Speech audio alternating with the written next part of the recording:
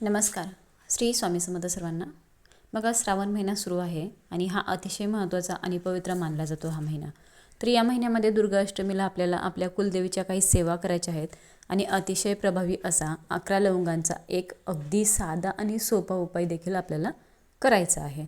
तर बघा, श्रावण महिना जसं महादेवांच्या सेवेसाठी शिवलीलामृत पारायण आहे, पारायण करण्यासाठी, त्याचप्रमाणे इतर नवनाथ भक्तिसार पारायण करण्यासाठी, स्वामीचरित्र सारामृत पारायण करण्यासाठी, तसेच गुरुचरित्र पारायण देखील करण्यासाठी श्रावण महिना जसं महादेवांच्या सेवेसाठी आहे त्याचप्रमाणे इतर पारायण करण्यासाठी महत्त्वाचा मानला जातो. त्याच पद्धतीने या श्रावण महिन्यामध्ये आपल्या कुलदेवीची देखील सेवा केली जाते आणि म्हणूनच आपल्याला या संपूर्ण श्रावण महिन्यामध्ये एक तरी दुर्गा सप्तशतीचा पाठ करायचा आहे. तर आपल्याला पारायण करायचं आहे. मग आता यातल्या त्यात बघा, दुर्गाष्टमी हा अतिशय शुभ आणि महत्त्वाचा दिवस मानला जातो. मग आपण श्रावण दुर्गाष्टमीच्या दिवशी एक दुर्गा सप्तशतीचा पाठ अवश्य करायचा आहे. दुर्गा अष्टमी श्रावण महिन्यात 20 ऑगस्ट वार गुरुवार या दिवशी आलेले आहे. जसं की बघा, आपल्याला आपल्या कुलदेवीची त्याचप्रमाणे आपल्या गुरूंची सेवा करायची असते. त्याचप्रमाणे श्रावण महिन्यामध्ये आपल्याला कुलदेवीची देखील सेवा करायची आहे. तर आपल्याला शक्य झाल्यास आपण 7, 11 पाठ देखील करू शकतो. परंतु या श्रावण महिन्यामध्ये येणारी ही दुर्गाष्टमी अतिशय शुभ मानली जाते आणि म्हणूनच आपण या दुर्गाष्टमीच्या दिवशी दुर्गा सप्तशतीचा पाठ अवश्य करू शकतो. तर आता हा पाठ तुम्ही सकाळी करा किंवा संध्याकाळी केव्हाही करू शकतात. एका बैठकीत तुम्हाला हा पाठ करायचा आहे. ज्या पद्धतीने आपण श्रावण महिन्यामध्ये महादेवांच्या सेवा करतो त्याच पद्धतीने आपल्याला या महिन्यामध्ये आपल्या गुरूंची, कुलदेवांची आणि कुलदेवीची देखील सेवा करायची आहे. श्रावण महिन्यात आपण ज्या पण काही सेवा करतो तर या सेवेचं फळ आपल्याला दुप्पट फळ मिळत असतं. म्हणूनच आपल्याला होतील तितक्या सेवा आपण श्रावण महिन्यामध्ये करायच्या आहेत आणि जास्तीत जास्त सेवा करण्याचा प्रयत्न करावा. श्रावण महिना खास करून उपासना, सेवा, व्रत, वैकल्य करण्यासाठी खूप महत्त्वाचा मानला जातो. मग तुम्ही या दुर्गाष्टमीच्या दिवशी अवश्य एक दुर्गा सप्तशतीचा पाठ करायचाच आहे.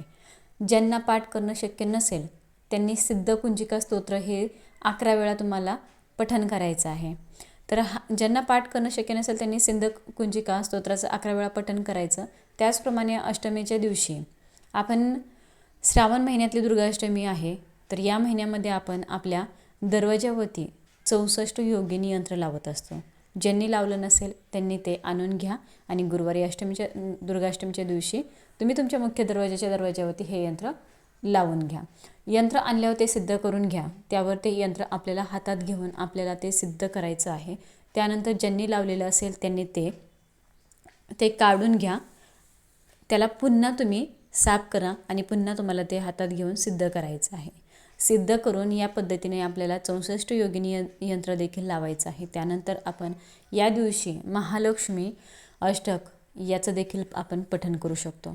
तर आपल्याला शक्य असल्यास देवीच्या जेवढ्या जास्त होतील तेवढ्या सेवा करा. या दिवशी महालक्ष्मी अष्टक 16 वेळा पठण करायचं आहे. श्रावण महिना हा अतिशय पवित्र आणि उपासनेसाठी अतिशय महत्त्वाचा मानला जातो.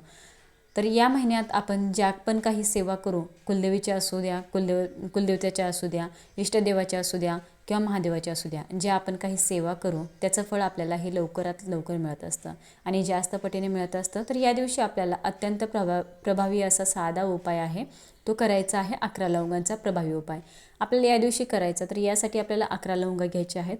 अखंड लवंग असावं, फूल असलेल्या लवंगा घ्यायच्या, तुटलेलं नसाव्यात, याची काळजी घ्या. आपल्याला 11 घ्यायच्यात. तुम्ही सकाळी या, दुपारी, संध्याकाळी करू शकता. तुमच्या वेळेनुसार तुम्ही हा उपाय करायचा. त्यावेळेस तुम्ही देवघरामध्ये धूपदीप प्रज्वलित करून घ्यायचं आहे. धूपदीप लावून घ्या. आपल्या कुलदेवीला हळदी कुंकू, अक्षदा, फूल अर्पण करून घ्या.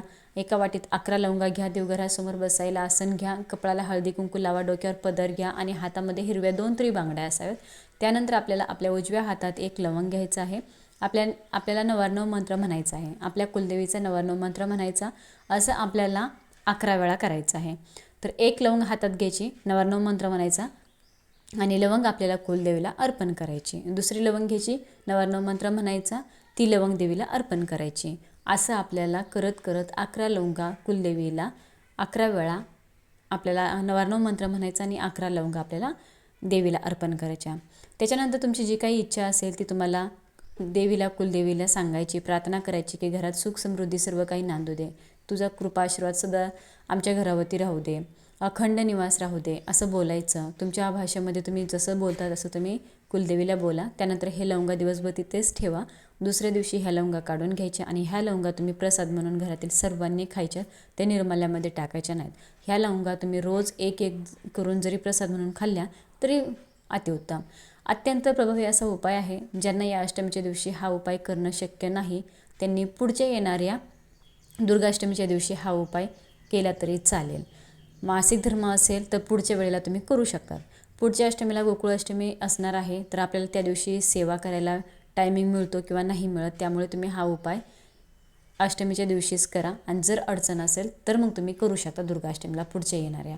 त्या दिवशी आपल्याला कुलदेवीला अभिषेक करायचा आहे. स्वच्छ पाण्याने करा, नंतर पंचामृताने करा. दुर्गाष्टमीला कुलदेवीची सेवा करा, कुंकुमार्चन करा आणि 11 लवंगांचं अर्चन करा.